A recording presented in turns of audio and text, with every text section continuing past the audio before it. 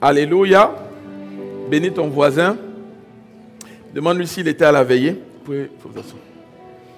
Demande-lui s'il était à la veillée. Maintenant, selon sa réponse, tu peux lui dire, mais voisin, je ne comprends pas. Où étais-tu? Parce que cette veillée-là nous a fait du bien. On était là jusqu'à 4 heures. Hein? Voilà. Je vais donner un secret à quelqu'un. L'onction ne s'acquiert pas dans la journée. L'onction s'acquiert la nuit. Si tu pries seulement la journée là, il y a un niveau d'onction que tu ne peux pas avoir. Voilà, c'est dans les veillées, dans la recherche, quand tu te prives de quelque chose et puis que tu es en train de veiller dans la présence de Dieu. Et il ne faut pas être... Parce qu'il y a des gens, dès qu'on commence à passer beaucoup de temps dans l'adoration et tout, ça les fatigue. Tu vois? Non. Pour avoir l'onction, il faut baigner dedans. Donc, il faut te laisser imbiber, te laisser remplir, te laisser... La Bible dit à celui qui a soif, je donnerai de l'eau. Tu vois? Si dès qu'on commence à prier, parce que bon, tu trouves que ça a pris 10 minutes, mais le passé, tu n'as pas soif. Et si tu n'as pas soif, l'eau ne vient pas. C'est ça le principe avec Dieu. Ok? Il faut manifester la soif. Parce que lui, il a déjà tout fait. Il est allé à la croix pour toi. Il est mort pour toi. Tu comprends? Donc, quand il a déjà payé ce prix-là, la seule chose qu'il te demande, c'est d'avoir soif de lui, de vouloir le voir, de le désirer, de lui montrer que tu veux. Lui, il a déjà payé. Il t'a racheté. Il a payé ta dot. Il est allé à la croix. Il t'a lavé de tes péchés. Il a donné sa vie pour toi. Amen. Donc, quand ça s'est déjà fait, et c'est un peu le même principe que dans le mariage. Hein. Dans les pays où il y a la dot, mais c'était dans l'histoire à l'époque. Quand la dot a été payée, quand l'époux a déjà fait toutes ces choses-là, il attend de l'épouse quand même un certain désir de le voir, un certain désir qui vienne dans sa présence. Et quand l'épouse le manifeste, l'époux est content. Voilà pourquoi, s'il te plaît, aie soif de Dieu. Aie soif du Saint-Esprit.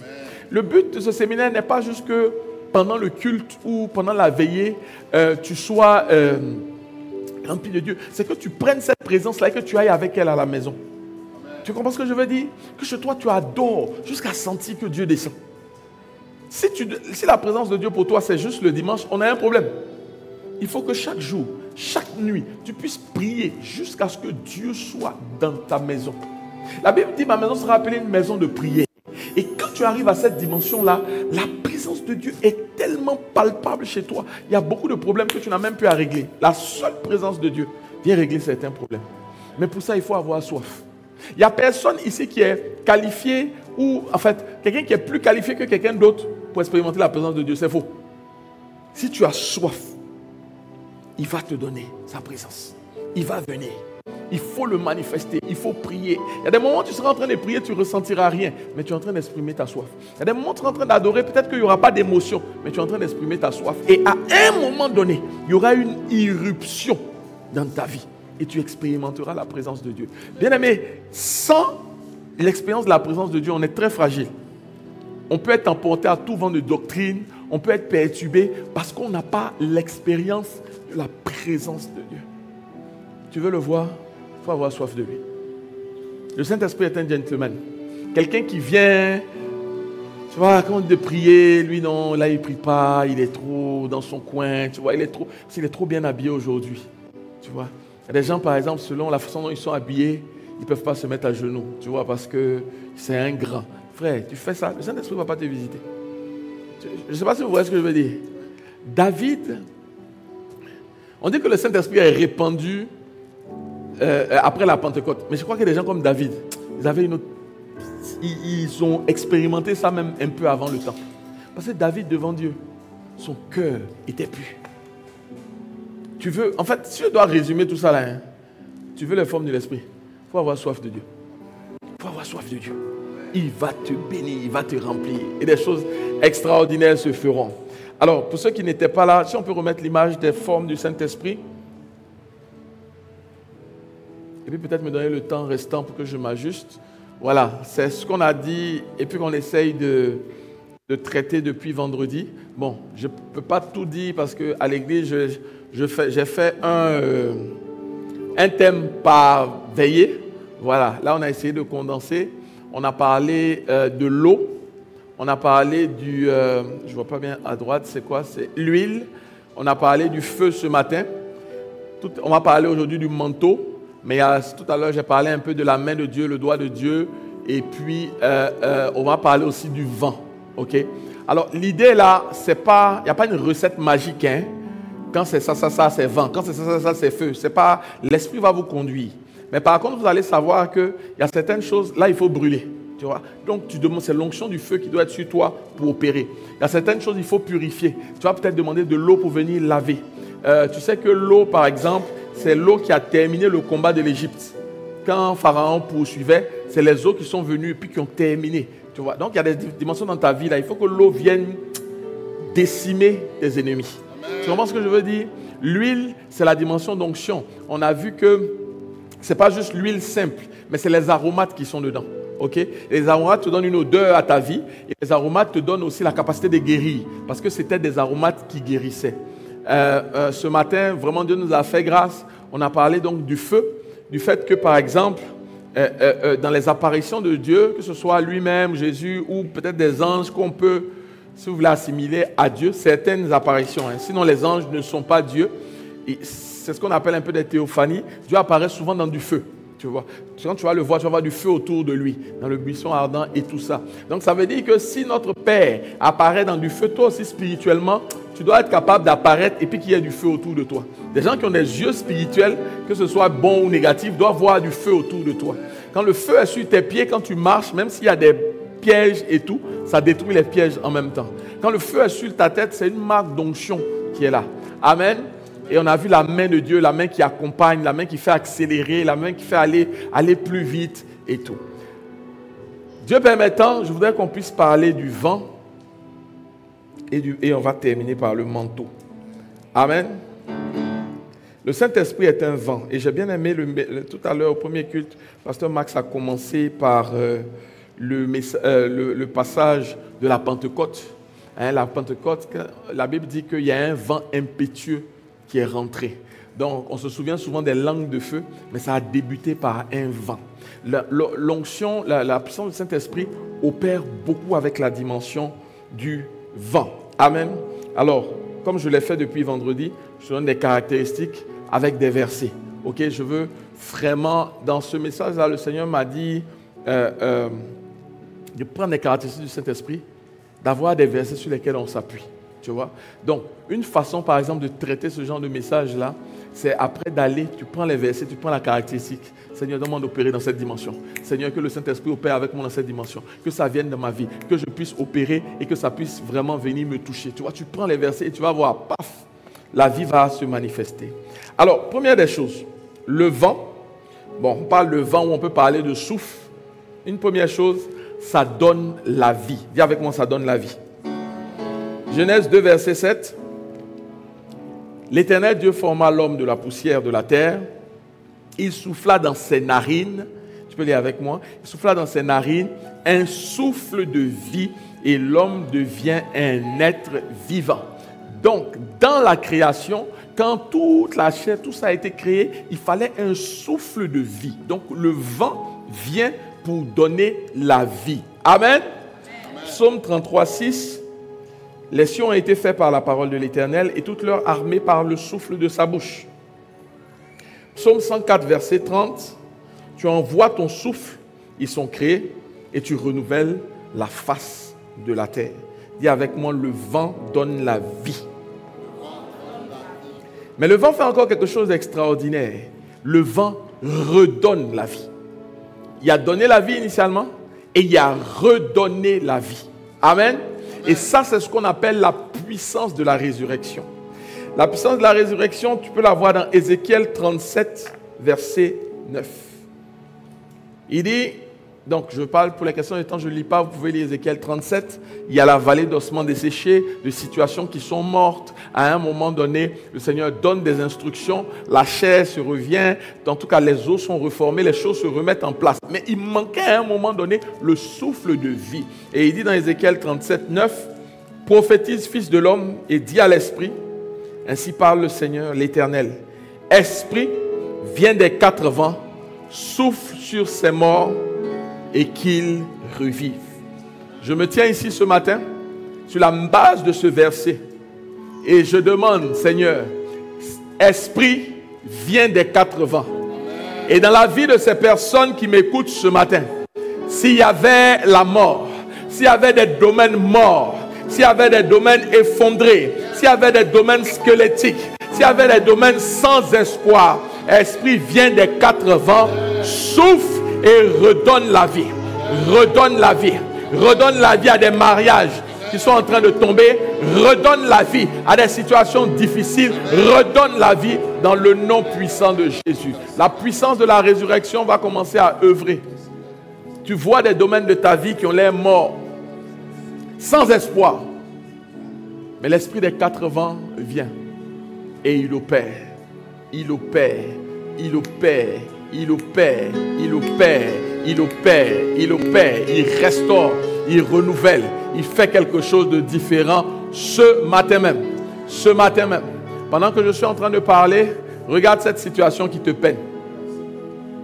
Regarde cette situation sans espoir et sans issue. Et dis, esprit des 4 vents, souffle et redonne la vie. Le vent, qu'est-ce qu'il fait aussi? Il détruit, il disperse, il amène à un jugement. Ça veut dire que quelquefois, quand tu es en train de prier, tu peux demander cette onction de vent-là pour disperser tes ennemis, pour détruire ce qu'ils font et pour même emmener un jugement. Je le rappelle, je ne l'ai pas dit ici, l'onction de la colombe est l'onction qui va te donner la balance pour ne pas que tu sois en train de détruire les gens. Tu comprends ce que je veux dire? La colombe, c'est l'état de ton cœur. Mais je vais te donner quelques versets. Dans Genèse 41, verset 6, on le lit ensemble. Et 7 épis maigres et brûlés par le vent d'Orient poussèrent après eux. Le vent d'Orient a brûlé les épis. Exode 10, verset 13. Moïse étendit sa verge sur le pays d'Égypte. Et l'Éternel fit souffler un vent d'Orient sur le pays toute la journée et toute la nuit.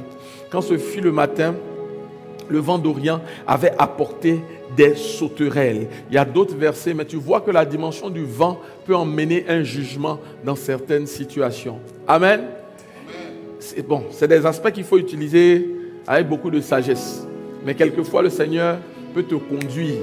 Et par la prière que tu vas faire au milieu de tes ennemis, il va emmener des sauterelles, emmener des jugements au milieu de tes ennemis, que ce soit le cas. Quelqu'un dit Amen.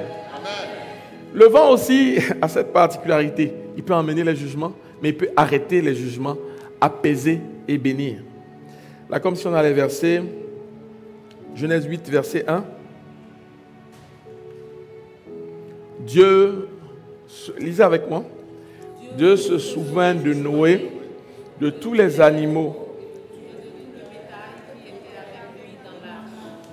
Et Dieu fit passer un vent sur la terre et les eaux s'apaisèrent.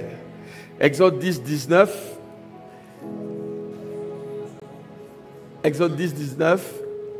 L'Éternel fit souffler un vent d'Occident très fort qui emporta les sauterelles et les précipita dans la mer Rouge.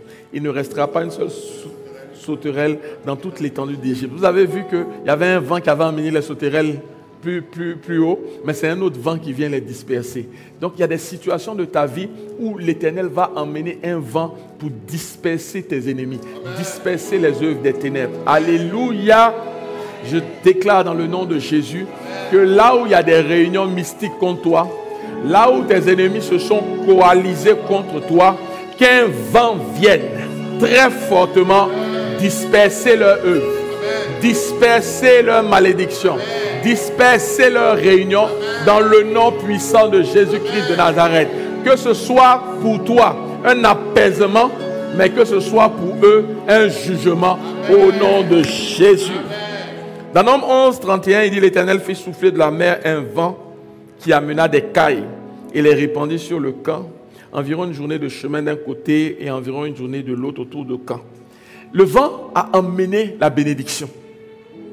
Que le vent de l'Éternel fasse venir vers toi les bénédictions qui étaient prévues.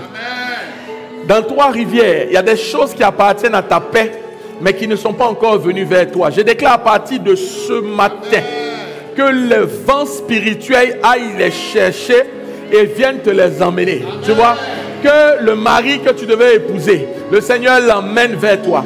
l'épouse que tu devais avoir, il l'emmène vers toi. Les enfants dans tes entrailles, qu'ils viennent. Je ne sais pas de quoi tu as besoin, mais partout où c'est localisé, qu'un vent aille chercher cela et te l'emmène, et te l'emmène, et te l'emmène. Que l'esprit des quatre vents aille aux quatre coins de Trois-Rivières, de la Mauricie, et aille emmener les fils et les filles du Seigneur qui sont perdus dans cette assemblée. Seigneur Dieu, par ton vent, parle à des hommes, parle à des femmes, parle-leur en songe, parle-leur en vision, parle-leur de cette assemblée. Emmène des conversions extraordinaires dans le nom puissant de Jésus. L'esprit des quatre vents a cette particularité d'emmener ce que Dieu veut, d'enlever ce que Dieu ne veut pas. Que tu sentes ce vent, que tu sentes cette présence, que tu l'expérimentes dans le nom puissant de Jésus-Christ de Nazareth. Le vent aussi, ça je l'aime trop. Le vent transporte des messages. Il y a des messages dans le vent. Dans Psaume 104:4, il dit, il fait des vents ses messagers, des flammes de feu ses serviteurs. Il y a des réponses que tu attends, que les vents les transportent jusqu'à toi. Il y a des choses que tu veux voir, que tu reçoives un message divin. Et pendant que je me tiens ici, je demande à l'esprit des quatre vents de convoyer des messages dans le cœur de certaines personnes dans Trois-Rivières.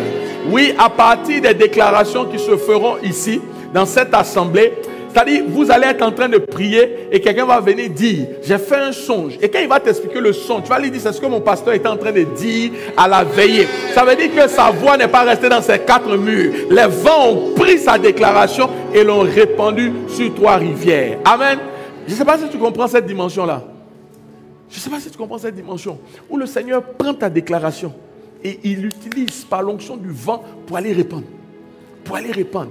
Dieu parle, les amis, Dieu parle à des gens par des songes et des visions. J'ai eu un témoignage, j'étais allé en Égypte avec Pasteur Mohamed. Et puis, bon, moi je ne savais même pas qu'il y avait des chrétiens en Égypte. Hein. On a trouvé une église vraiment très très chaude. Mais ils nous ont dit qu'il y a une loi là-bas qui fait que tu ne peux pas évangéliser. Tu vois?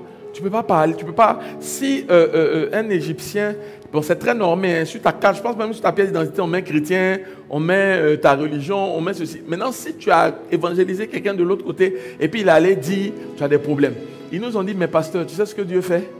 Dieu parle aux gens par des songes, des visions, des musulmans. C'est-à-dire, il vient, un musulman, il vient et puis il dit que lui, il a rêvé. Jésus est venu dans sa chambre et Jésus lui a dit de venir à l'église. C'est comme ça qu'ils font, c'est comme ça que leur conversion se passe. Et les gens arrivent et ils ont une intimité avec Dieu. Vous ne pouvez pas imaginer. Un pasteur donnait un témoignage. Il dit, il y a une sœur qui est venue le voir, une sœur musulmane. Elle est venue vous voir après, bon, ex-musulmane, elle est venue le voir. Elle dit, pasteur, il faut que je te parle. Il dit, oui. Elle dit, pasteur, ça fait 2 semaines que je n'ai pas vu Jésus. Elle dit, attends, explique-moi bien l'affaire. Elle dit, non, que Jésus vient tous les soirs, quoi. Jésus vient la voir. Donc là, ça fait 2 semaines. Le pasteur la regarde. Il dit, moi, tu sais, ça fait combien de temps que je n'ai pas vu Jésus en face à face. Toi, donc, en fait, elle était perturbée. Ça veut dire que Dieu utilise un autre mode de communication. Et vous savez, dans ce Québec qui veut se durcir, là, on doit arriver à ça aussi. Oui, on doit arriver à ça. Au moment où, c'est-à-dire, on fait des déclarations. Et dans nos villes, dans les villages aux alentours, des Québécois sont là et puis ils viennent.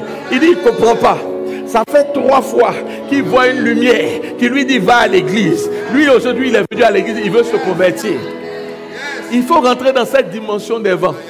Il faut rentrer dans cette dimension des vents. Le vent va prendre ta parole et puis la propager. Le vent va prendre ta parole et puis l'amplifier. Vous savez, Jésus prêchait à des milliers de personnes, mais nous ici, il y a 50 personnes, tout seul, tu ne peux pas parler. Lui, il arrivait à le faire. Donc, c'est vrai qu'ils avaient des cordes vocales plus développées à l'époque, mais je crois qu'aussi, il y avait une onction de vent qui faisait que ça prenait sa parole et ça atteignait quelqu'un au bout là-bas. Que le Seigneur le fasse. Que le Seigneur le fasse. Que le Seigneur établisse dans cette assemblée des hommes et des femmes qui, lorsqu'ils parlent, on les écoute. On les écoute. Que leur voix soit transportée. Il dit, il fait des vents ses messagers. Ça veut dire qu'il y a des dimensions où tu peux être en train de prier et puis demander au Seigneur, Seigneur, que la prière que j'ai faite, la parole que j'ai prononcée, qu'elle soit propagée par tes vents. Alléluia! Il faut que tu comprennes. Il y a quelque chose que Dieu veut faire. Ézéchiel 1,4, il dit, je regardais et voici, il vint du septentrion un vent impétueux, une grosse nuée, une gerbe de feu qui répandait de tous côtés une lumière éclatante, au centre de laquelle brillait comme de l'airain poli sortant du milieu du feu. Donc en fait, dans ce passage-là, vous voyez que le vent est en train de transporter quelque chose d'assez spécial. Soyez attentifs, par exemple, quand vous faites les veillées ici, tu peux être dans la salle fermée là, et puis à un moment donné, tu sens qu'il y a un vent qui passe. Qui a déjà fait cette expérience-là? Voilà, tu es là, et puis il y a un vent. On n'a pas allumé le climatiseur. Il y a un vent qui passe. Moi, j'ai déjà été dans des croisades des pasteurs, et puis je suis arrêté, et puis il y a un vent. Mais tu sens que ce n'est pas le vent. Donc, ma femme aussi a senti ça. Bon, nous deux, maintenant, personne ne veut parler à son ami, on est arrêté. Et puis à un moment donné, j'ai dit, il y avait un vent. Elle dit, ah, voilà, parce que le vent là, c'est pas un vent normal, mais c'est l'œuvre du Seigneur. Amen. Ce que je veux te dire aussi, et ça je veux que tu le comprennes, le vent, c'est l'onction qui permet de contrôler l'atmosphère. Il y a des moments où tu sens que les gens sont en train de faire des choses bizarres. Il faut que contrôler. Parce qu'en fait, la réalité, l'atmosphère, là, c'est de l'air, hein, c'est du vent. Okay? Sur d'autres planètes, il n'y a pas d'atmosphère, il n'y a pas d'air, tout est. Donc, celui qui a le contrôle du vent, contrôle l'atmosphère. Voilà pourquoi Satan est appelé le prince de la puissance de l'air. Parce qu'il veut contrôler l'atmosphère, contrôler les médias, contrôler le Québec. Mais quand toi, tu arrives à une dimension où tu œuvres avec les vents, quand tu commences à prier, l'atmosphère change. Oui. Non, l'atmosphère change. Des anges commencent à opérer. Ah, si tu comprends cette partie-là, la partie de l'atmosphère, contrôler l'atmosphère. Contrôler l'atmosphère. C'est-à-dire tu paralyses Satan. Tu dois le paralyser. Ce n'est pas lui qui dirige. Tu contrôles, tu rentres dans ta maison, tu pries dans une certaine dimension. Que les vents de l'Éternel viennent et contrôlent. Mais quand on rentre dans ta maison, il y a la paix. Quand on rentre dans ta maison, il y a la joie.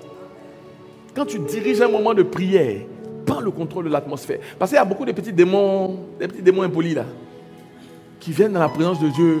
Donc pendant que l'homme de Dieu prêche, il te rappelle une histoire bizarre, ça te fait mal, tu es déconcentré. Il faut prendre le contrôle de l'atmosphère. Amen. Ton amen ressemble à un amen fatigué. Le vent, non, c'est extraordinaire. Avant qu'on prie, quand on parle du vent aussi, on parle beaucoup des anges, parce qu'ils sont portés par le vent. Ok? Ils sont portés par le vent. Le vent aussi, il mime souvent le mouvement de l'esprit. Jean 3,8, le vent souffle où il veut et tu entends le bruit, mais tu ne sais d'où il vient ni où il va. Il en est ainsi de tout homme qui est né de l'esprit. Et cette caractéristique-là, je l'aime beaucoup. Parce que dans le domaine de la guerre, quand l'ennemi sait ce que tu fais, quand l'ennemi sait où tu vas, il peut te piéger, il peut te contrer. Mais la dimension du vent fait qu'on ne sait d'où tu viens, on ne sait d'où tu vas. Amen. Je prie que tes ennemis ne sachent pas d'où tu viens et ils ne sachent pas où tu vas. Pour que ceux qui avaient des plans maléfiques contre toi soient confus. Tout d'un coup, tu es apparu, tout d'un coup, tu es en train d'avancer, tout d'un coup, tu es en train de monter. Mon ami, c'est une arme importante. Si vous regardez des films de guerre, les stratèges, c'est dissimulé. Tu ne veux pas qu'on sache parce que tu frappes de façon plus puissante quand on ne t'a pas vu arriver. On n'a pas su et puis tu frappes. Mais la dimension des vents, là, on dit on essaie d'où il vient, on essaie d'où il va. Si toi, n'importe quel petit démon de ton quartier, oh, laissez-la, on sait. Elle vient ici, elle s'en va là. Ils peuvent te... Merci. Elle est prévisible. Ils peuvent te contrer. Mais à partir d'aujourd'hui, que tu sois comme un vent devant eux. Qu'ils ne soient pas capables de savoir d'où tu viens ni d'où tu vas. Qu'ils soient dans la confusion. Que tous leurs pièges, leurs plans. Il y a quelqu'un ici là. Satan était toujours capable de te piéger quand une bénédiction arrivait. Je déclare à partir de ce jour que tu deviens comme ce vent là. C'est-à-dire, il n'est pas capable de t'avoir, mais lui-même il tombe dans son piège. Parce qu'il n'avait pas compris où tu allais. Jésus, dans cette dimension-là, vous savez, Satan n'avait pas prévu la croix. Il n'avait pas prévu la résurrection. S'il savait qu'il y avait la résurrection, il allait laisser Jésus vivre. Tu comprends ce que je veux dire? Il ne savait pas où il allait. Il voyait un peu. Satan ne sait pas tout. Mais il observe, il regarde. Ah, on dirait que lui, il va comme ça. On dirait qu'il va comme ça et tout. Mais à partir d'aujourd'hui, tu deviens étrange devant eux. Tu deviens étrange devant eux. Tu deviens étrange. Quand ils s'asseyent, ils font leur stratégie. Mais elle est en train d'aller où? Elle est en train de faire quoi? On ne sait pas. Et puis tout d'un coup, tu sors, tu as une couronne de gloire. Tout d'un coup, tu sors, tu es béni. Tout d'un coup, tu sors, tu es marié. Cette dimension du vent là, elle est extraordinaire. Ça te cache. Tu deviens, en fait, tu as un esprit. En fait, il faut savoir, avant d'être corps, ou ton nom là, ton corps taché, avant ça, tu as un esprit. Dieu a créé l'esprit, il a formé le corps. Sauf que nous opérons toi et le corps et l'âme. C'est pour ça que c'est un peu compliqué. Mais quand tu opères en esprit, ces caractéristiques-là, en fait, elles viennent en toi. Donc, on ne peut pas te prévoir. On ne peut pas prévoir la stratégie que tu vas utiliser. Tu comprends ce que je veux dire? On ne peut pas prévoir, c'est-à-dire, on ne peut pas savoir ce que tu vas faire. Et vraiment, je bénis le Seigneur. On était à Madagascar. Et c'est un petit témoignage. À un moment donné, on a allé, c'est-à-dire les gens qui ont choisi les sites là, ils ne nous ont pas bien expliqué. Le premier site où on s'en va, comme on est loin, on regarde, donc on montre l'image. Mais quand on arrive sur le terrain, on voit que juste à côté, il y a un hôtel d'adoration mystique. Donc tu rentres comme ça, ici il y a l'hôtel, puis c'est où pour ça, et puis on m'a mis le site là-bas. J'ai dit, mais qui allait choisir cet endroit-là pour aller faire une croisade? Bon, on est déjà là, hein, parce qu'on va faire comment? Voilà, on est déjà là, on est dedans. Donc, on avance. Donc, quand je vois mes collaborateurs, les gars arrivent, ils disent, mais pasteur, qui a choisi le lieu de la croisade? Je dis, pourquoi? Parce qu'ils sont allés prier là-bas de nuit. Il dit, pasteur, c'est compliqué. Tu as des chiens bizarres qui sont là-bas. Donc, tu sens que c'est chargé. Et à un moment donné, je suis là et puis je prie. Le Seigneur me dit, il faut prier pour ouvrir des portes. Donc ça, parce que souvent quand tu arrives, Dieu veut faire quelque chose. Donc il va te dire, aujourd'hui c'est des délivrances, aujourd'hui c'est des portes. Je dis ok, donc on va prier, on va aller, on va ouvrir des portes, il n'y a pas de problème.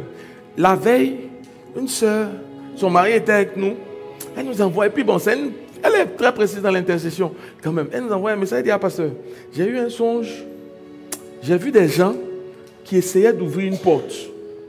Mais la porte là, elle est tombée sur eux. En tout cas, il y a eu un truc bizarre et puis des démons les ont attaqués. Et puis c'est comme si la plupart étaient morts, sauf une personne qui ne touchait pas la porte. Donc, regardez la chronologie. Moi, Dieu m'a dit, on ouvre des portes. L'intercession te dit, il y a une porte là. Si on touche, c'est dangereux. Bon, maintenant, je fais quoi?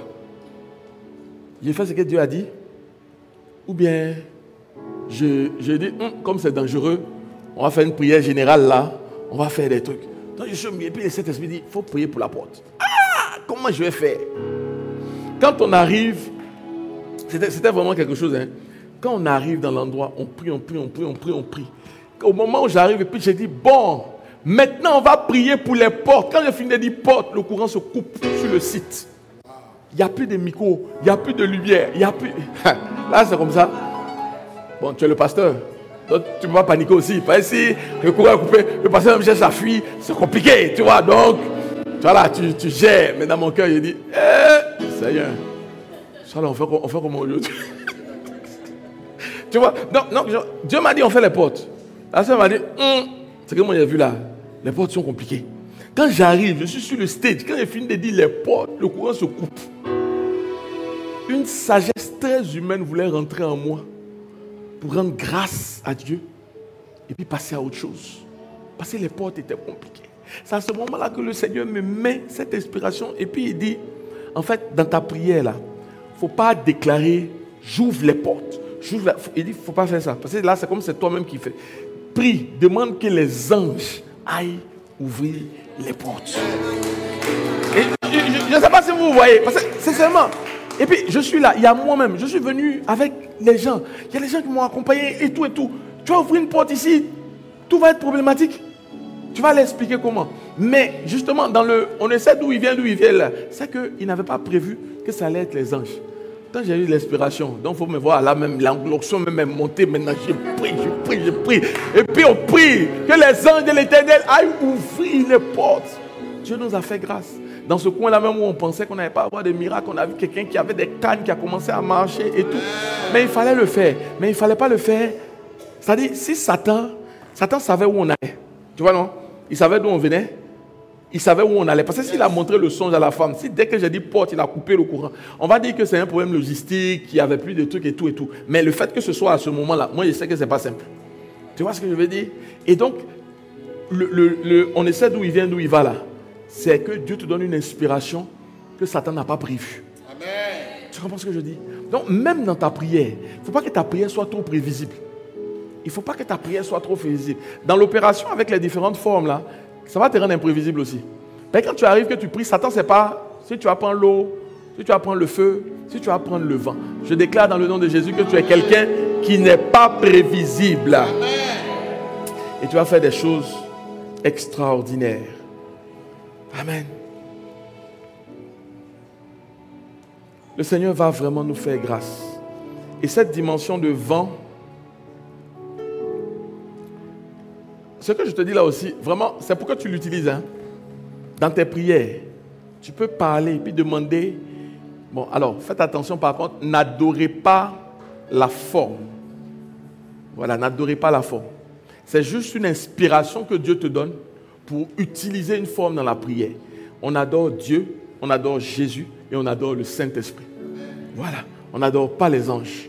On n'adore pas la forme parce que tu peux ramener ça d'une certaine manière. Oh, je me prosterne devant le vent, je me prosterne devant... Non, il ne faut pas rentrer dans ça. Ok? On a Dieu, Jésus et le Saint-Esprit. C'est les trois qu'on adore. Amen. Et je sais que ce vent-là va faire grâce.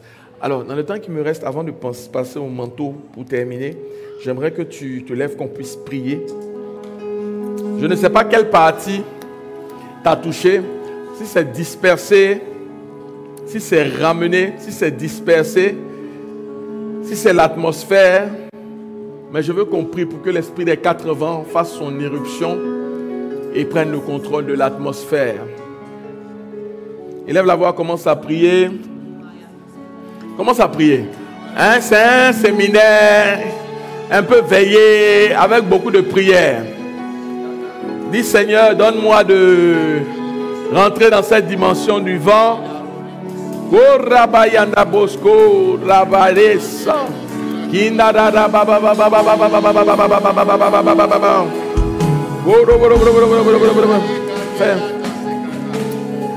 Feel this place. Holy Spirit, fill this place. Nathanaël Bassé.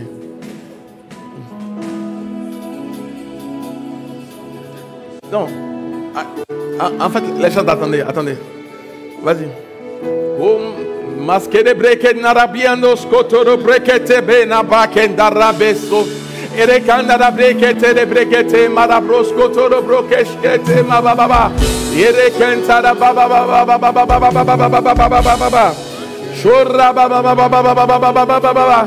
Saint-Esprit, remplis ce lieu. Remplis ce lieu. Remplis ce lieu. Remplis ce lieu. Commence à prier. Prie. Prie avec intensité. Demande au vent du Saint-Esprit de rentrer maintenant.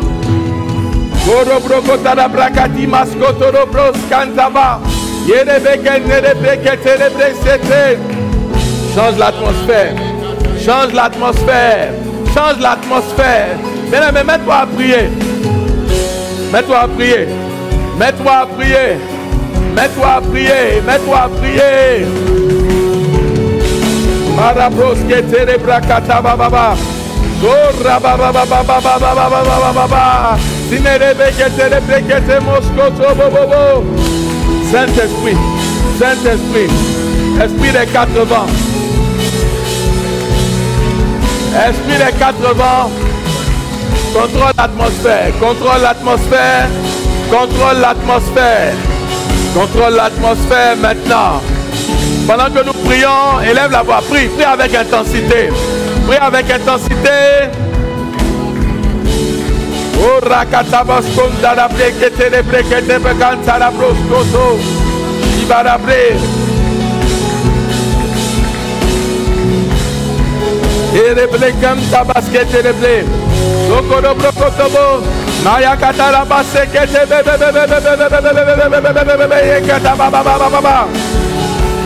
Saint-Esprit, opère en ce lieu, dirige ce moment.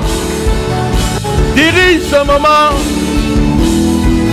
Que tes anges entrent en ce lieu. Que tes anges entrent en ce lieu. Alors la première chose, on va prier pour que le vent d'abord disperse. Élève la voix, dis Seigneur, que l'esprit des 4 vents disperse mes ennemis. Amen. Disperse toute personne qui planifie des choses contre moi. Amen. Que l'esprit des 4 vents éloigne ce qui vient contre ma vie. Élève la voix et prie. Accorde la délivrance. Disperse. Disperse. Disperse. Disperse. Disperse. Disperse. Disperse, disperse, disperse. Pendant que je bats des mains. Pendant que je bats des mains. Disperse. Pendant que je bats des mains. Disperse les œuvres des ténèbres. Pendant que je bats des mains.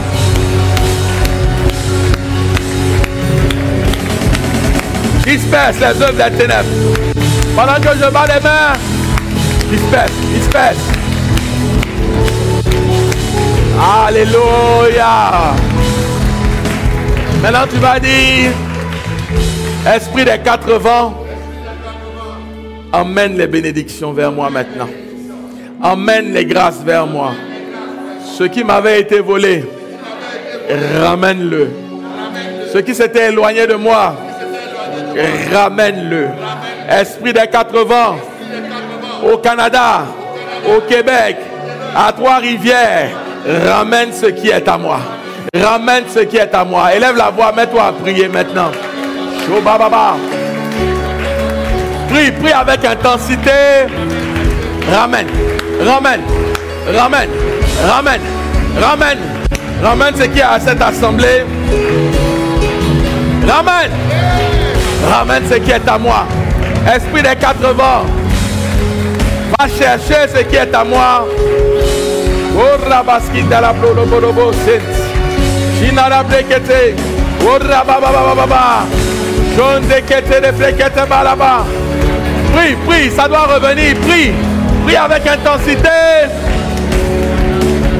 Ça doit revenir.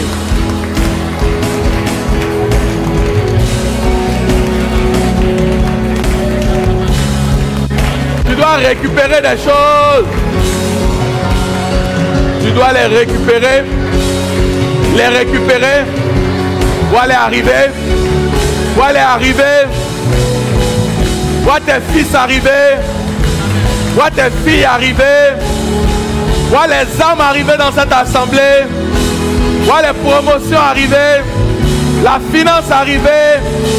Prie, prie, prie, prie, prie, prie. Il ramène, il ramène, il ramène, il ramène, il ramène, il ramène, il ramène. Il ramène.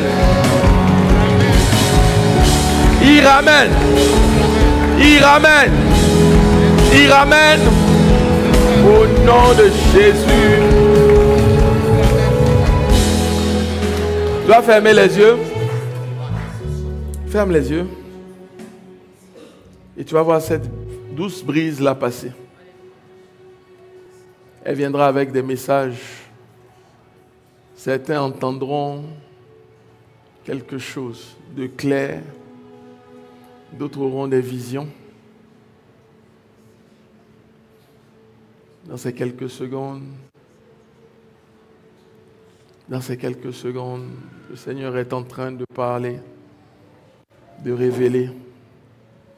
Il y a un souffle qui arrive sur toi. Ce qui était mort reprend vie. Ce qui avait été enlevé t'est redonné. Pendant que tes yeux sont fermés au son du piano, tu reçois et tu le vois passer. Il y a des personnes, même ici, vous sentez un vent assez particulier. Mais je vois une opération multiforme. Multiforme. Multiforme. Multiforme. Multiforme. Multiforme. Pendant que tu as les yeux fermés, tu es concentré sur le Seigneur.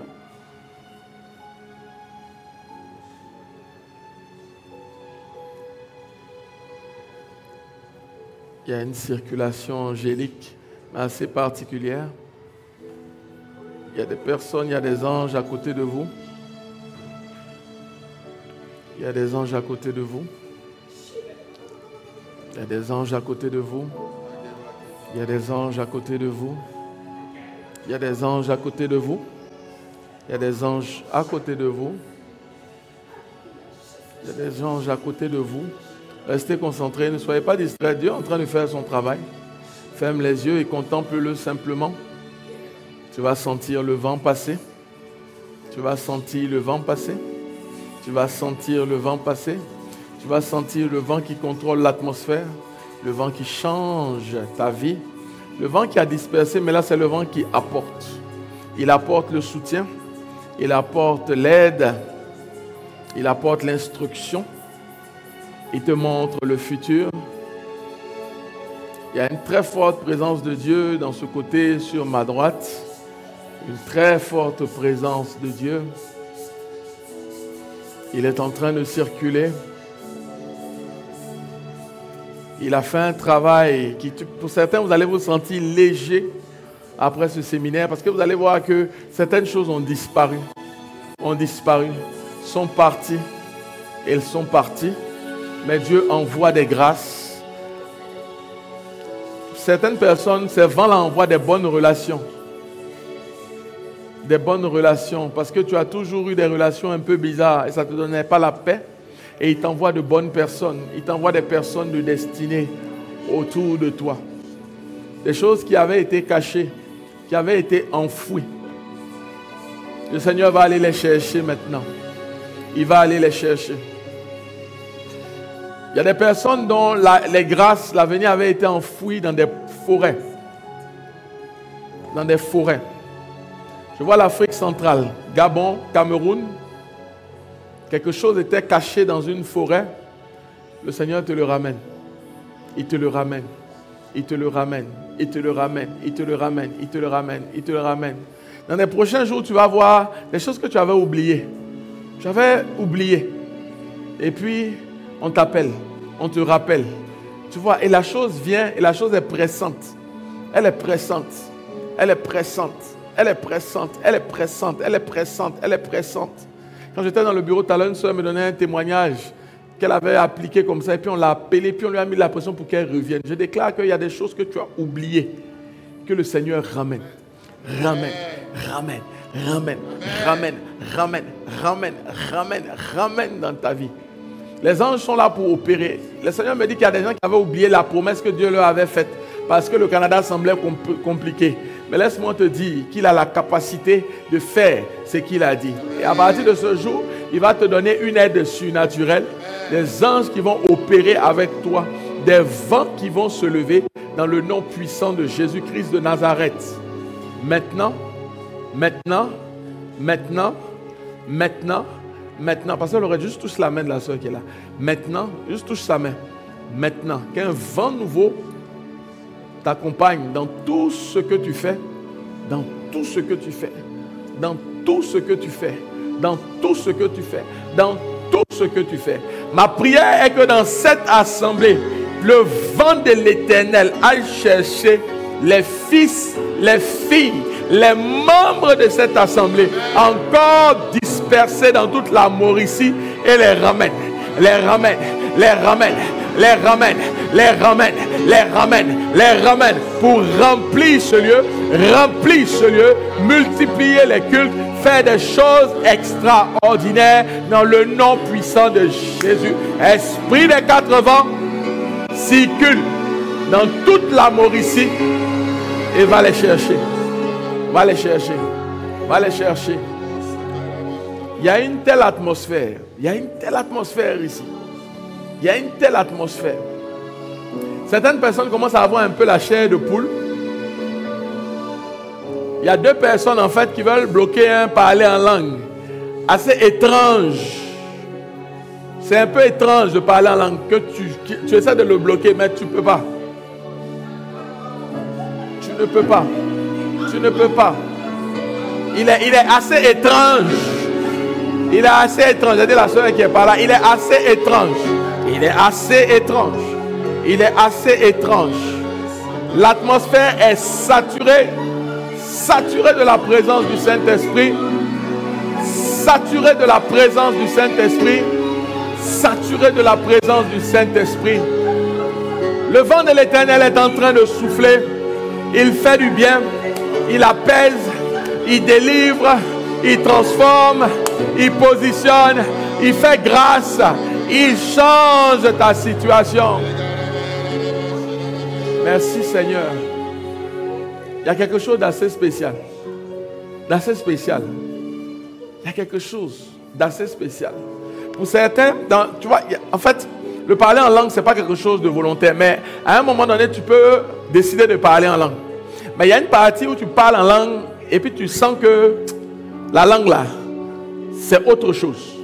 Il faut laisser le Seigneur, opérer. Waouh, tu es béni de façon extraordinaire. On va s'asseoir. Laissez ceux qui sont sous l'onction, laissez-les. Dieu est en train de leur parler. Dieu est en train de leur dire des choses extraordinaires. Laissez ceux qui veulent rester debout prier. Ne soyez pas... Voilà, est-ce qu'il y a juste quelqu'un à côté pour s'assurer de leur sécurité?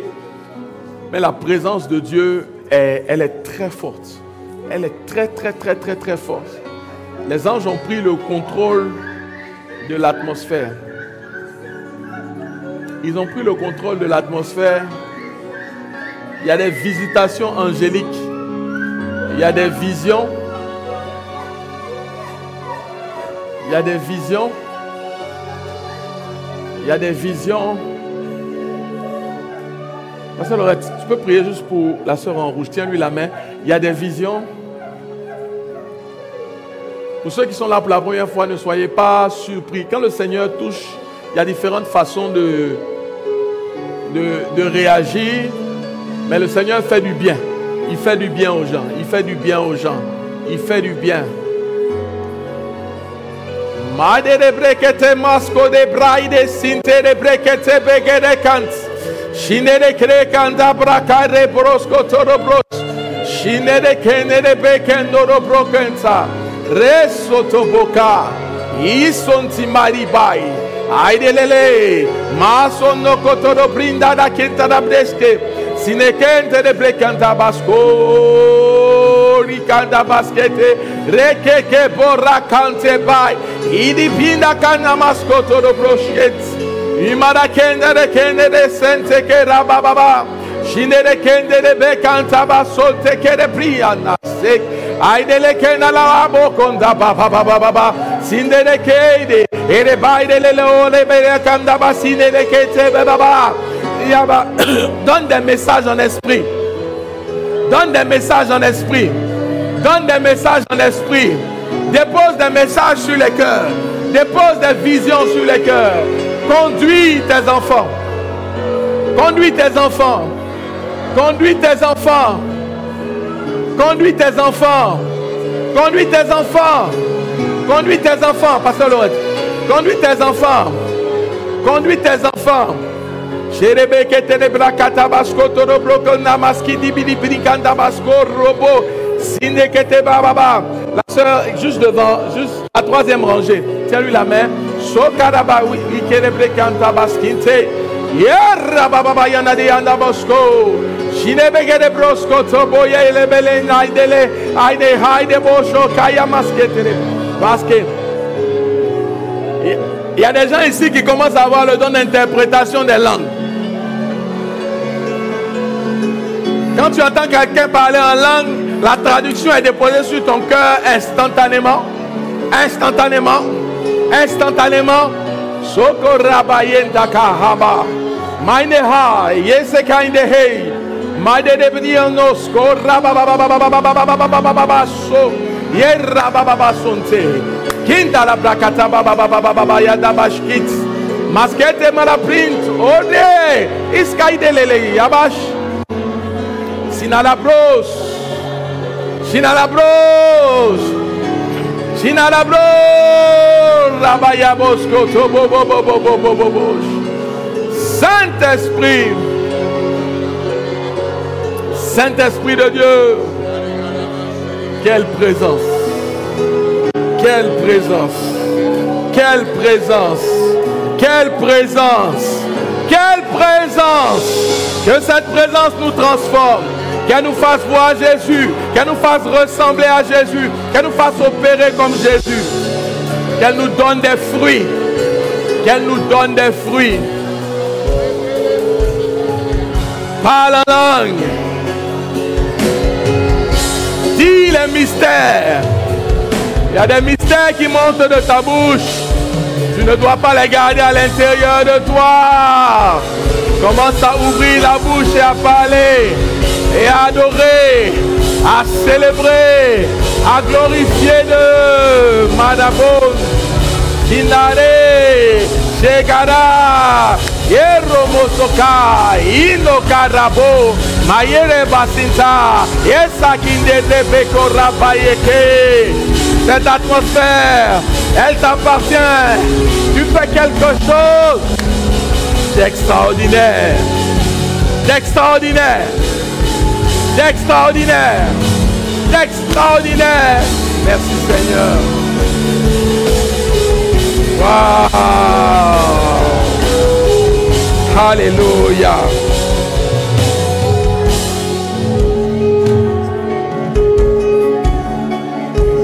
L'Esprit de Dieu est là. Hein? L'Esprit de Dieu est là.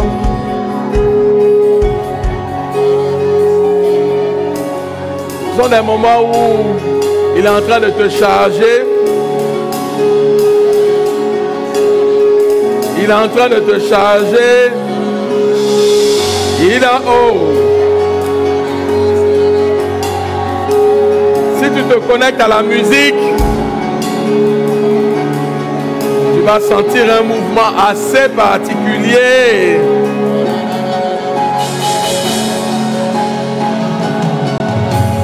L'atmosphère.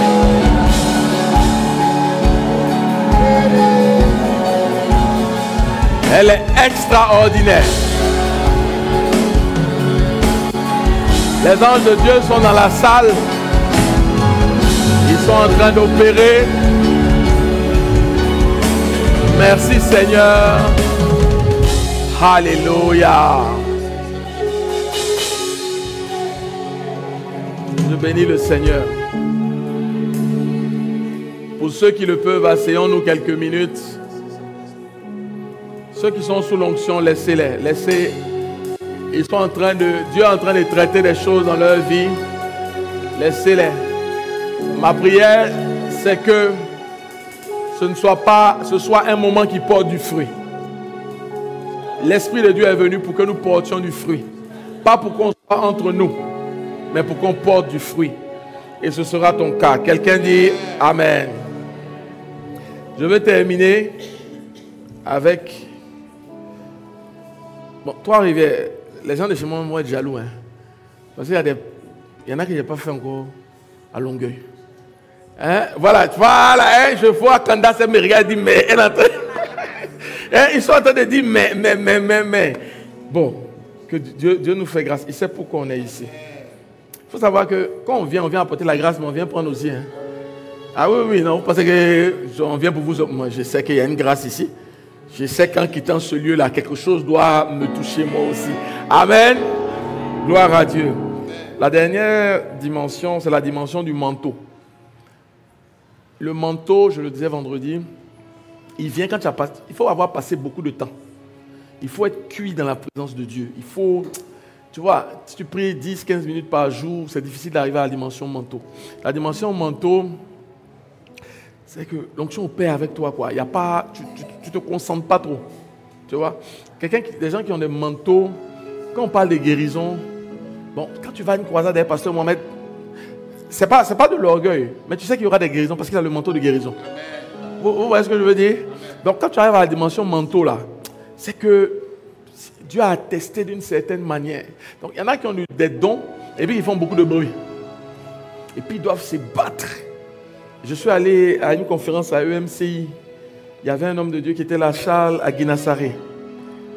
Je vous assure, il n'a pas besoin de trop crier. J'ai dit, mais nous là, on crie, on prie force pour qu'il y ait l'onction. Il parle doucement. Et pendant qu'il prêche, il y a des guérisons. C'est-à-dire, il peut...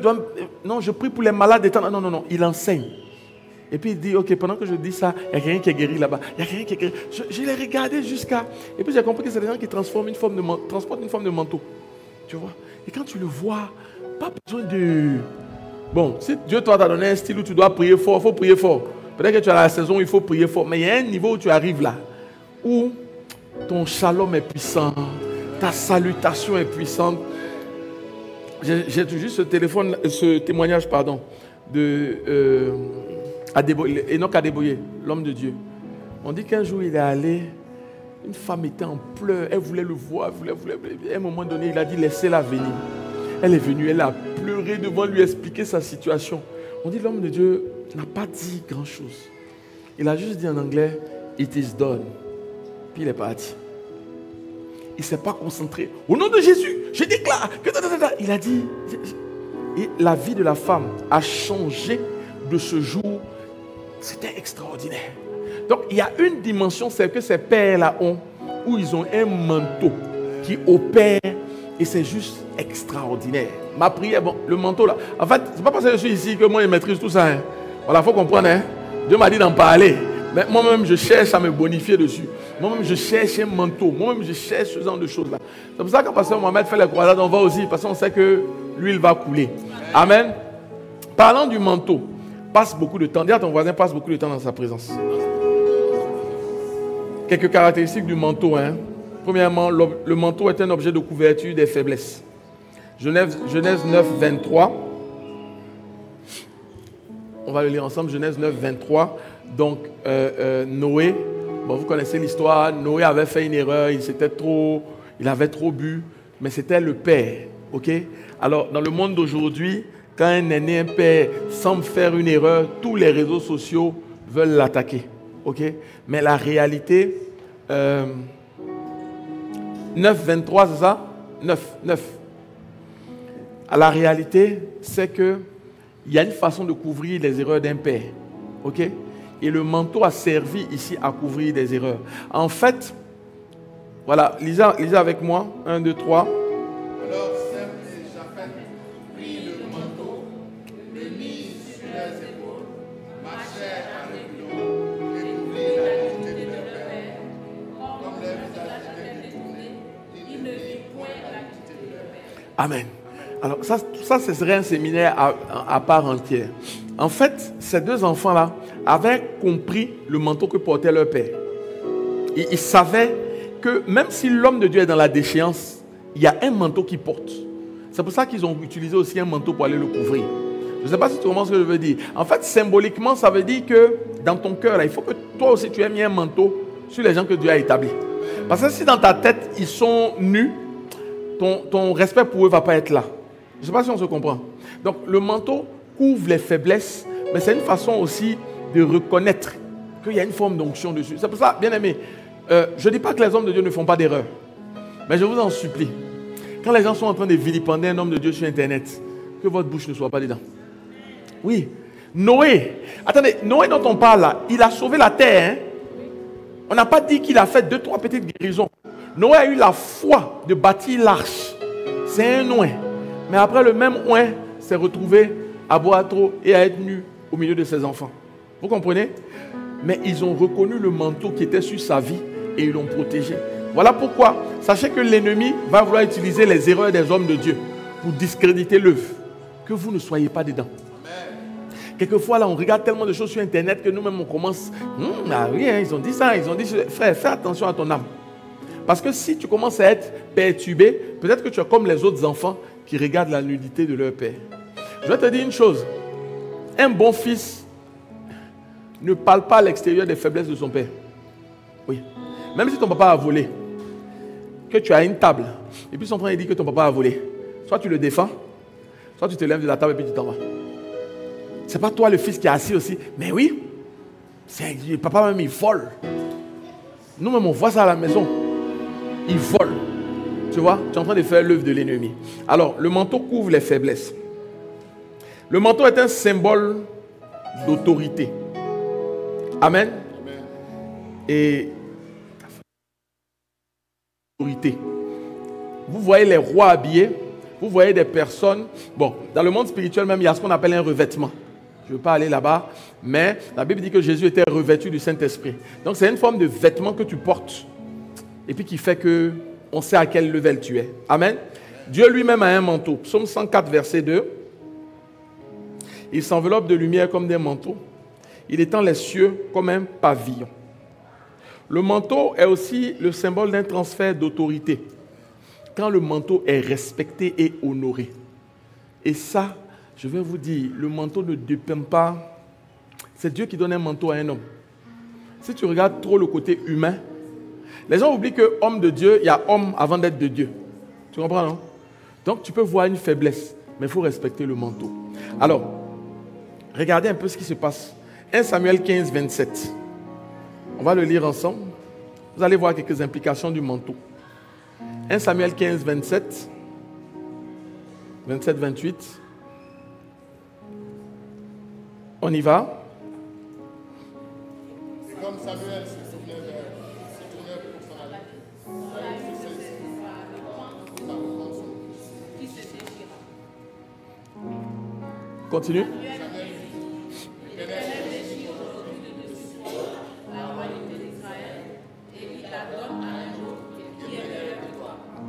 Vous avez vu?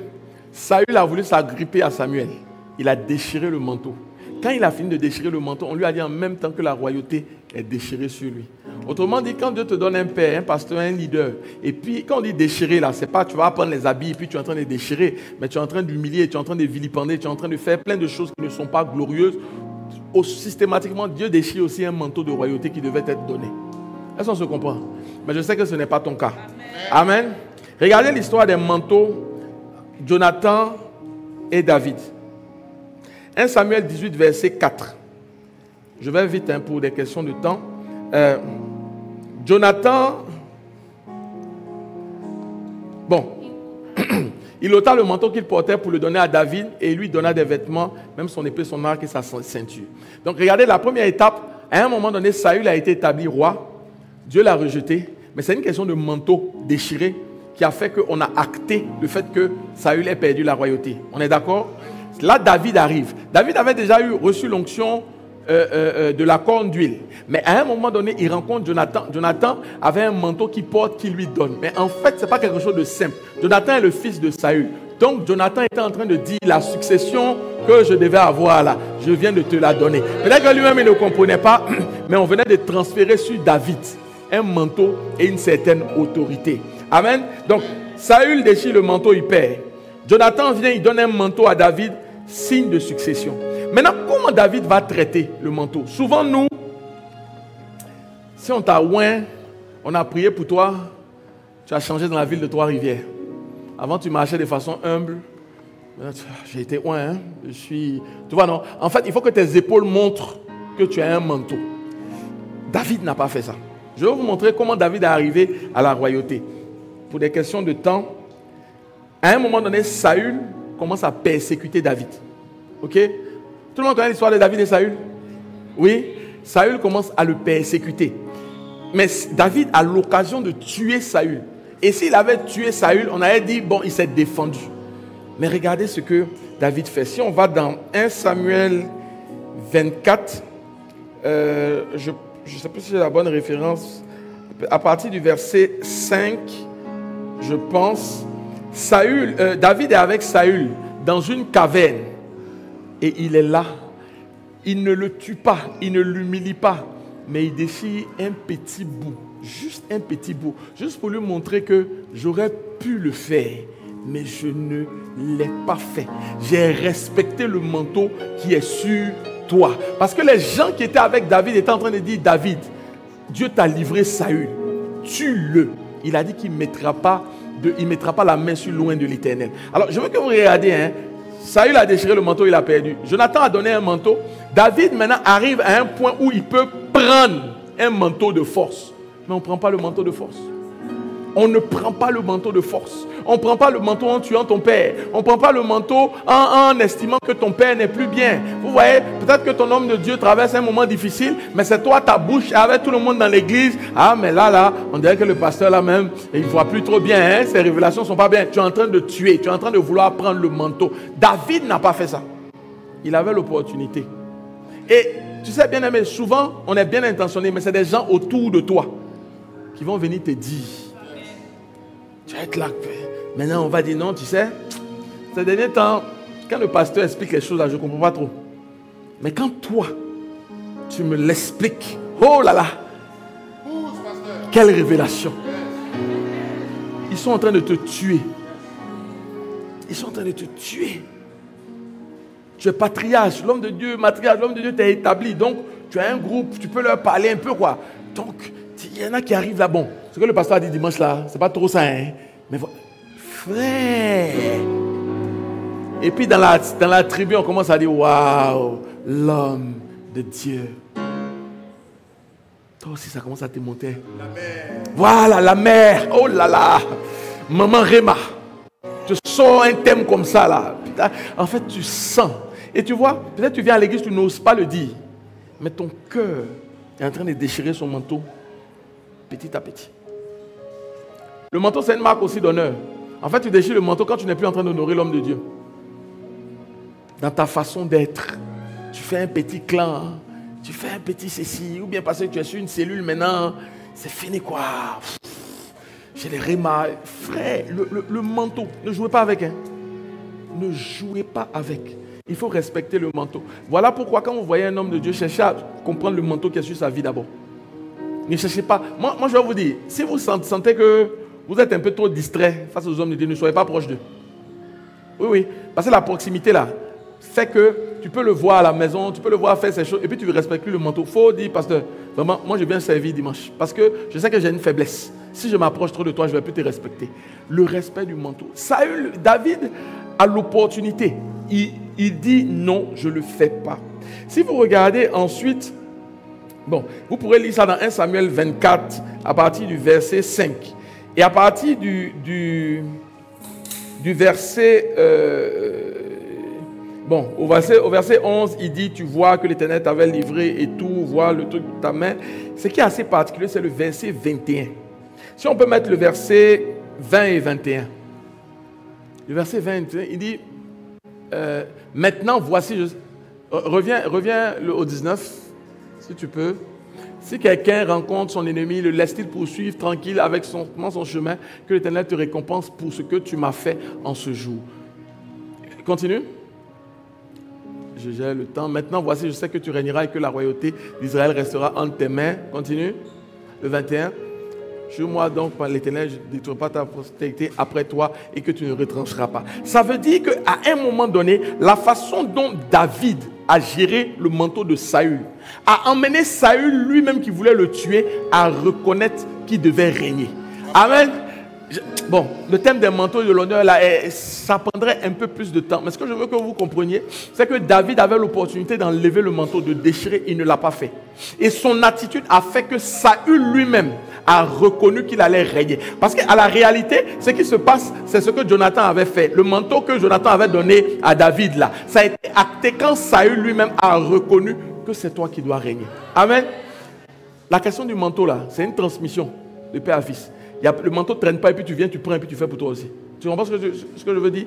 Donc la gestion de ton pasteur, de ton berger, de ton leader, de l'autorité spirituelle que tu as, va déterminer le type de manteau que tu as. Tu peux avoir une onction, mais pas un manteau. Tu peux avoir un don, mais pas un manteau. Faites attention. Quelqu'un qui dit non, je m'en vais, parce que là j'ai prié, il y a eu 3 malades. Frère, ce n'est pas un manteau. Ce n'est pas un manteau. Le manteau vient dans une dimension de filiation. Est-ce qu'on se comprend un peu? Voilà, il faut respecter, honorer. Je n'ai pas dit qu'on ne peut pas venir parler. Vous savez, il y a des gens qui vont dire non, mais là, c'est comme si on ne peut pas parler au pasteur. Non, on peut venir nous parler, il n'y a pas de problème. Mais je dis, c'est la manière. La manière, c'est l'honneur du manteau. Pasteur, je dois te dire 2 mots. Si c'est comme ça, pardon, réponds-toi. Oui, il y en a qui disent ils doivent faire asseoir le pasteur. L'expression même me fait mal au cœur. Je vais faire asseoir le pasteur. Parce qu'aujourd'hui, c'est aujourd'hui. Mon ami, pardon. Il y a des façons d'arriver. Ah, pasteur, vraiment, bon, il y a une situation, je voudrais t'en parler. Vraiment, cette chose-là, je n'ai pas compris. Ça m'a fait mal, je n'ai pas de truc. Tu vois? Et tu laisses l'opportunité au pasteur, dans beaucoup de cas là. Il va dire, ah, ça t'a blessé. Et puis lui-même, il va s'excuser. Mais tu as créé l'opportunité du respect du manteau. À partir du moment où tu déshonores le manteau là, en même temps, tu fais face à autre chose. Dans le monde spirituel, ce n'est pas compliqué. Si tu attaques l'autorité, tu fais face à l'autorité. Que tu aies raison ou pas. Voilà, c'est ça le truc. On a l'impression que parce que tu as raison, tu ne vas pas faire face à l'autorité. Non, ce n'est pas comme ça. Ce n'est pas comme ça. Dieu là, son autorité est là. Donc il a beau être amour. Mais si tu arrives et puis tu attaques son autorité, tu fais face à son autorité. Et puis après on va parler de l'amour. Voilà, après on va parler de l'amour. Donc comprenez ces petites choses là. C'est pour cela que, par la grâce de Dieu par exemple, vous avez un pasteur qui est accessible. On peut rigoler à lui, on peut parler et tout. Mais vous-même, sachez mettre vos limites. Pasteur Mohamed, il est accessible. Pasteur Mohamed, il rentre à Kodesh, il salue tout le monde. Moi, je demande comment il fait. Il se souvient des noms. Ah, ma fille, ah, ça va. Il parle avec tout le monde. Je veux dire, bon, Dieu m'a fait la grâce. Bon, je ne veux pas dire que je connais plus que d'autres personnes, mais je le vois, je peux le voir à la maison, je peux faire des trucs. Mais c'est mon pasteur. Amen. Je ne sais pas si vous comprenez. Yes. Donc, même si de temps en temps, je peux aller au ping-pong avec lui, on peut rire, on peut ce truc là. Dans ma tête, je n'enlève pas le manteau qu'il a. Je ne sais pas si vous comprenez. Parce que si tu commences à enlever, Satan va venir te tenter. Et puis dire, mais tu n'as pas vu cette faiblesse-là, tu n'as pas vu ces petits trucs-là, et tu ne vas plus honorer l'onction. Oh, l'onction coule quand il y a l'honneur. L'onction coule quand il y a de vrais fils. La Bible dit que l'onction coule sur la tête, et puis après elle descend sur les fils. Mais un fils, selon la parole, c'est quelqu'un qui honore et qui respecte le manteau. Voilà pourquoi, regardez les hommes de Dieu que Dieu a établis sur vous, selon le manteau que Dieu leur a donné. Est-ce que vous comprenez? Hein? Ce serait un thème vraiment important. Et si quelqu'un, dans l'église ou ailleurs, vient critiquer ton pasteur, on va te donner des petites stratégies. Quand la personne vient, puis elle te dit un truc, tu lui demandes, ah d'accord, mais est-ce que tu as prié pour ça? Si tu fais ça 2 fois, tu n'es plus trop intéressant pour lui. Oui. Ou bien tu l'attrapes, ah d'accord, prions ensemble. Parce que, non, tu sais, ceux qui aiment parler là, ils veulent que, quand ils vont venir dire ça, c'est le pasteur, tu vas dire, ah bon, hein? Ah, voilà. Et puis ça va faire un truc. Tu lui dis, mais est-ce que tu as prié? Parce que quand il y a une erreur, une faiblesse, il faut prier. Tu vas voir, ils ne vont plus venir te dire. Parce que tu n'es plus trop intéressant pour ça. Tu vois. Ou bien quand il vient te dire là, ah d'accord, mais va dire au pasteur. Il ne va pas aller. Par exemple, ceux qui ont vraiment un bon cœur, qui voient un truc qui ne marche pas, ils vont venir voir le pasteur. Moi, les gens qui rentrent dans mon bureau, ils me parlent de certaines choses. Bon, ça peut me toucher. Mais je dis, Dieu merci, je préfère qu'ils soient venus m'en parler, plutôt que ça fasse quelque chose au milieu de l'assemblée. Donc, s'il y a quelqu'un qui est en train de faire ça, avec amour et avec grâce, tu lui dis que tu n'es plus la personne pour ça. Tu sors de son entourage. Parce que ce que cette personne ne comprend pas, c'est que Dieu a donné une capacité et un mandat à l'homme de Dieu qui est ici de te nourrir. Donc, il est en train d'insulter celui qui doit te nourrir spirituellement. Je ne sais pas si tu comprends ce que je veux dire. Si le manteau n'est pas honoré, l'onction ne coule pas. Mais je sais que je ne parle pas de vous. N'est-ce pas? Ici, on a des bons fils et des bonnes filles, n'est-ce pas? Voilà. Et je veux terminer par l'histoire du manteau. Dis avec moi Élie et Élisée. Vous connaissez la puissance d'Élie. Mais la Bible dit Élisée, son fils, a fait quasiment 2 fois plus de miracles. Élisée a opéré dans une dimension d'onction extraordinaire. Mais j'étudiais et puis j'ai compris que Élisée, pour la question du temps, je n'explique pas trop. Quand les fils des prophètes savent que Élie doit partir, Élisée reste attaché à Élie. Parce que tout le monde s'est dit, ah, le vieux doit partir. Donc chacun cherche comment il va faire son ministère après, comment il va gérer ses affaires. Mais Élisée est resté attaché. Et je me suis dit, mais pourquoi Élisée est resté attaché? Vous connaissez l'histoire, vous savez qu'à un moment donné, la Bible dit, dans 2 Rois 2, verset 14, Élisée donc prit le manteau qu'Élie avait laissé tomber et frappa les eaux et dit, où est l'Éternel, le Dieu d'Élie? Lui aussi frappa les eaux, il se partageait ça et là. Donc quand Élie est emmené, il y a comme un manteau qui reste. C'est assez particulier. Pourquoi il y a un manteau qui reste? Mais j'ai compris que l'histoire d'Élisée était liée à un manteau. Si tu vas dans 1 Roi 19, verset 19. 1 Roi 19, verset 19. Pour sélectionner Élisée, la Bible dit, Élie s'approcha de lui. Élie lui a pas dit, suis-moi. Élie lui a pas dit, Dieu m'a parlé pour que tu me suives. La Bible dit, le verset 1 Roi 19, 19. Élie parlait, fils de Sava qu'il avait devant lui et était avec le deuxième, s'approcha de lui. Voilà, Élie s'approcha de lui et il a fait quoi? Il a jeté sur lui un manteau. Donc, dans l'appel d'Élie, il y avait une question d'Élisée, il y avait une question de manteau. Donc, il savait que le vieux là, s'il part, la question de manteau là, on doit traiter ça. Les autres fils des prophètes n'avaient pas compris que le manteau devait être transféré. Eux, ils étaient devenus fils de prophètes, ils régnaient un peu dans leur coin, ils avaient quelques révélations, ils prophétisaient. Mais Élisée savait que c'était une question de manteau. Et quand le manteau a été transféré, Élisée a fait plus que Élie avait fait en termes de miracles. Élie avait ouvert l'eau avec le manteau. Élisée a pris le même manteau, il a frappé l'eau et l'eau s'est ouverte. Si tu comprends le mystère du manteau, tu verras des choses extraordinaires. Si tu es un bon fils pour Pasteur Max, tu verras des choses extraordinaires. Frère, moi j'ai eu une expérience avec Pasteur Max, c'est particulier. Quand on était au Bénin, Bénin, c'était CGS ou CGS Bénin. Parce que quand le pasteur Mohamed opère, après nous les autres pasteurs, on va aider les gens. Et un des miracles les plus extraordinaires, quelqu'un qui est venu avec ses 2 pieds, ça fait combien d'années, je ne sais plus combien d'années il ne marchait pas. Mais en fait, quand tu vois les pieds du monsieur, toi-même, tu n'as pas envie de prier. Tu vois, quelquefois, ta foi et ton onction prennent un coup. À un moment donné, je ne sais pas, parce que là, tous les pasteurs, on se balade, on prie. Je ne sais pas comment pasteur Max et moi, on s'est trouvés autour de la même personne. Et puis, on le tenait. Et puis, on prie. Donc, on marche, on essaie de le faire marcher. On prie, on essaie de... Donc, à un moment donné, les gens ont oublié. On s'est dit, celui-là, il ne va pas marcher. Mais à un moment donné, l'onction est descendue. Le monsieur s'est mis à trembler. Oh, je n'ai pas la vidéo ici. Mais on voit pasteur Marc sauter. Parce qu'on l'a vu. On l'a vu. On prie, on le tenait par la main. Il s'est levé avec ses jambes en train de marcher. Je suis en train de te dire, il y a un manteau de guérison qui est sur lui. Non, je suis en train de te dire, c'est très simple.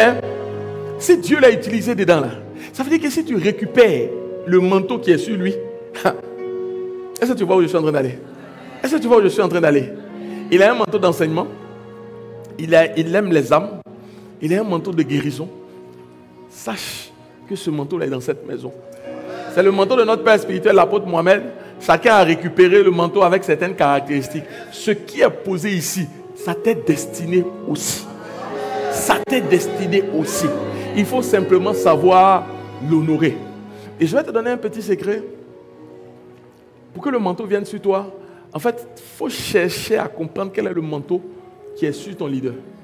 Regardez, Élisée, on a mis un manteau sur lui. Donc je crois que quand on a mis un manteau sur lui, il a compris quelque chose par rapport au manteau que transportait Élie. Tu peux être dans l'église et puis tu ne comprends pas la vision du pasteur Mohamed.